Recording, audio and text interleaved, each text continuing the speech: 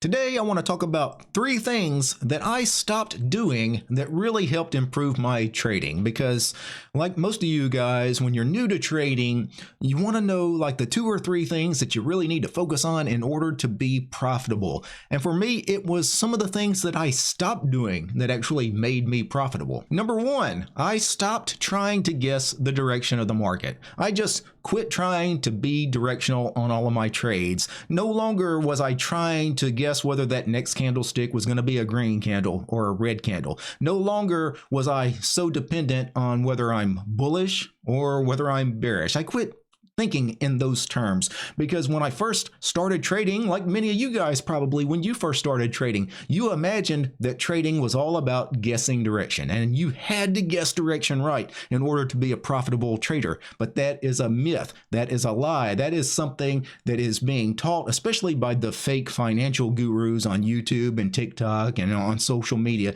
is that you have to use technical analysis, you have to draw all these patterns on your charts, and you have to guess direction right in order to make any money. This is a lie. Especially as an options trader, I don't have to pick direction at all to make money. Let me show you an example of this with some basic option strategies that I employ all the time. Let's go ahead and take a look at SPY. Let's go into the options chain for SPY, and let's imagine that, I go in here and I sell an out of the money put, kind of a standard trade that I put on. I sell out of the money puts. What is an out of the money put as far as directional assumption? Well, it's a bullish strategy, but is it really a bullish strategy?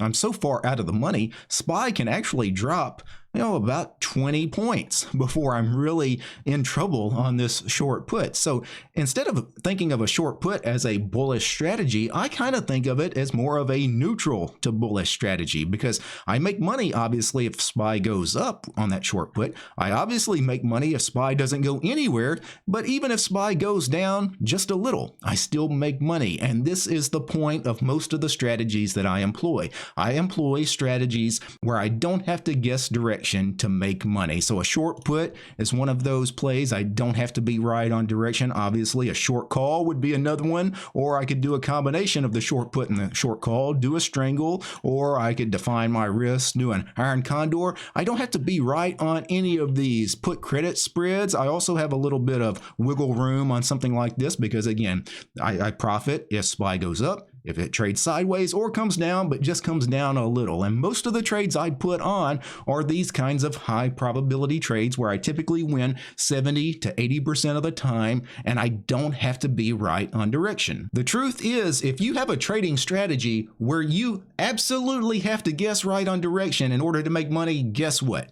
That's not a viable trading strategy. And the reason is no one can accurately and reliably and consistently predict what the market is going to do next. No one can do that. So if you're basing your entire trading strategy on your ability to predict the market, that is not a viable trading strategy. And naturally, when you quit trying to guess direction, then you really don't have to fool with the ridiculousness that is technical analysis. I don't worry about technical analysis at all. I'm not sitting here drawing patterns on the chart. I'm not looking at the candlesticks and going, oh, this candle here is a gravestone doji, and this one here is a hanging man, and this candle here is the abandoned baby, or whatever ridiculous names. These people have all these weird candlestick pattern names for some of this stuff. I don't have to fool with any of that ridiculousness. And I don't have to worry about, trying to make patterns out of the chart, like, hey, this is the head and shoulders pattern, this is the ascending triangle, this is the descending triangle, right? No, the only thing that's descending, if you're using technical analysis as your primary method of trading, the only thing that's descending is your net lick account value, because you're probably losing money if you base everything you do strictly on technical analysis. The second thing I stopped doing that made me a better trader was I stopped listening to financial pundits. By financial pundits, I mean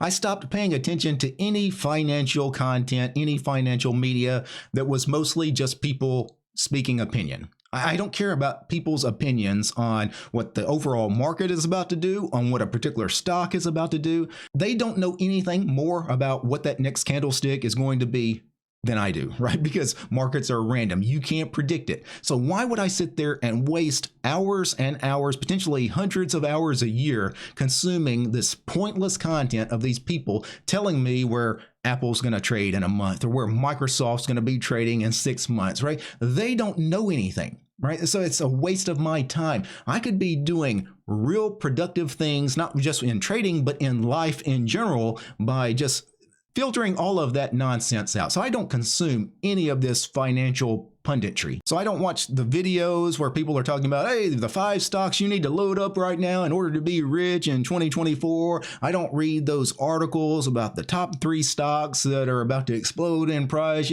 For the most part, that is what a large majority of financial content is. It's all of this fluff. It's this opinion and it's this fluff that has no real world value. Now, that doesn't mean I don't consume financial content, financial media, but it is typically when I watch a video or I read an article, it has to have some educational value. I'm not interested in your opinion on what Meta is going to do in the next year or whatever, but if you have an article telling me a little bit about, I don't know, the option Greeks, you're explaining how delta works or how theta works or the relationship between delta and theta, I'll read something like that. Or I'll watch a video, somebody explaining how, I don't know, the poor man's covered call strategy works with options. That's real value. That's real educational material that can help improve my trading, but I will not sit there and listen to those fluff opinion pieces. They don't matter. And the third thing that I did that really improved my trading was I stopped trying to make trading so damn complicated. I tried to simplify my trading because, like so many of us, when I got into trading, I imagined it was going to be really complicated, that it was basically like a puzzle that had to be solved, and I had to get all of these various puzzle pieces, the right set, the right combination, and fit them together, and then magically I would crack the code and I would be this profitable trader. But the more complicated you make your trading, the worse your P&L typically is. If you actually just simplify things, and that's what I do. I simplify things. For one thing, I don't bother with wasting my time with technical analysis and fundamental analysis and all that financial punditry, all the opinion pieces. I've already talked about that. That's part of simplifying things. It's getting rid of all the useless stuff that doesn't matter anyway. But, when you get down to it, really as an options trader, I focus just on a handful of metrics. When I'm going to the stock chart, if I'm thinking about trading something, hell, half the time I don't even look at the chart. Really what I'm looking at, I look at IV rank because as an option seller, I want to know if IVR is high or low, because depending on whether it's high or low will affect the strategy that I pick for this particular underlying. Some of the other stuff I always look at, if I go out here and just sell this 20 delta put, the next thing I look at, probability of profit. And sometimes I'll look at P50, the percentage of making 50% on this trade. And then finally, I always look at my risk versus reward. My risk versus reward, what I'm looking for is the credit I received versus the buying power effect is typically what I use for my risk on the trade. So my reward is the credit, my risk is the buying power. And if I'm okay with that ratio, if everything lines up, I'll take the trade. And this kind of,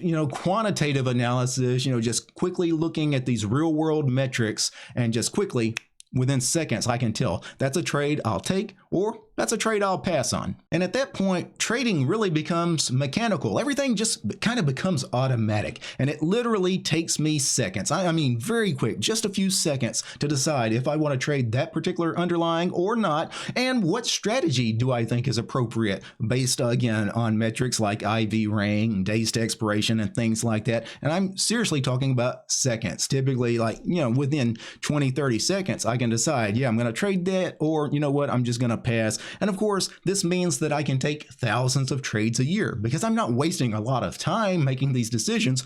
I typically will put on 8, 10, 12, sometimes 20 different options trades a day. And I only trade for the first hour of every day. So we're putting on a lot of new trades, taking off a lot of old trades. But typically I make about 2,500 options trades every year. And the reason is because things are simple. It's so simple as far as what I'm looking for. I'm not overcomplicating things. And, and that's the secret. The secret is once you make things so mechanical, so automatic, you can put on thousands and thousands of trades a year, which is something that is absolutely required if you plan on being a profitable trader. Because the secret to being a profitable trader is finding that edge, that small edge in something, and then exploit it. How do you exploit it? Well, you have to trade it thousands and thousands of times. You can't do that if you make your trading strategies and your trading plans so complicated that you're kind of crippled by the fact that you just you make things so complicated that you take very few trades, right? You have to simplify things to where you get enough occurrences. It all comes back down to the law of large numbers. You need to trade small and you need to trade often. Now, if you want to learn more about options trading, including my favorite option strategy, which is the wheel strategy, check out my book, The Super Wheel Option Strategy, available on Amazon. This book, you'll find a link to it in the description below. Also, if you want to support this channel, please consider subscribing to the DT Options Discord server. I hold a live 1-hour voice chat there for the first hour of each and every trading day, and we have a nice little community. We talk about potential trade ideas for the day. We talk about what the markets are doing that day. So please consider subscribing to the DT Options Discord server. Again, a link to that is in the description below. Peace, guys.